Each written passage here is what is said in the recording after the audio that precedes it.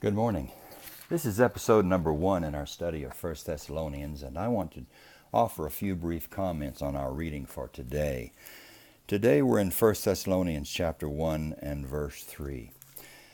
You'll notice that Paul begins this letter to the Thessalonian Christians with gratitude. He's thankful. In fact, that's the way he begins most all of his letters.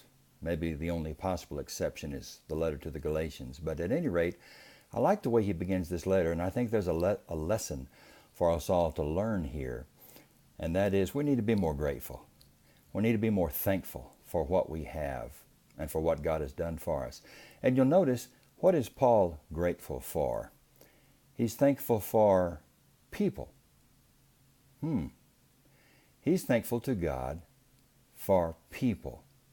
Now there's another great lesson for us there too. Who are the people in our lives for whom we should thank God? I mean, we need to be thankful for the people in our lives who mean so much to us. But even more than that, I want you to notice in verse 3, what is he thankful for regarding these people? He's thankful for their faith, love, and hope. Now, here is the great triad that is found in so many of Paul's letters: faith, hope, and love. I guess the most famous occurrence might be in 1 Corinthians 13, right? Now these three abide: faith, hope, and love, and the greatest of these is love. Paul is grateful that these Thessalonian Christians have faith, hope, and love. Now, these are the core qualities of the Christian life. You know, if you're like me, you'd like to find a way to measure your progress in the Christian life. One of the most difficult things to do is to measure success in ministry or in the Christian life. And I think what Paul gives us here is a pretty good way to measure our progress. Is my faith in God growing? Is my love for Him and others increasing?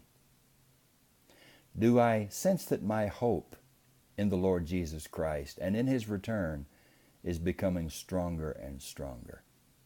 I like that way to measure progress or to measure success. And I like to think of these as the core qualities or the core characteristics of the Christian life. But I want you to notice something else here in verse 3. What do faith, hope, and love produce?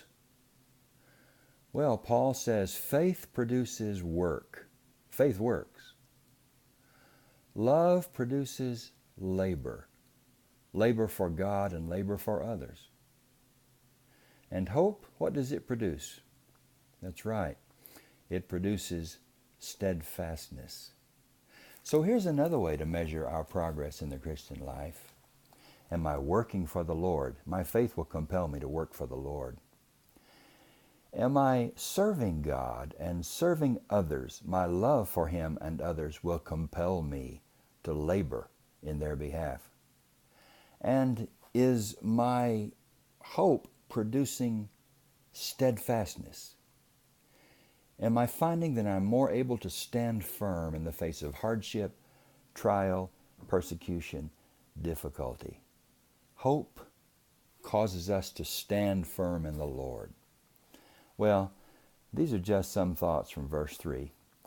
I hope they help your study of these verses, and I hope they mean something to you.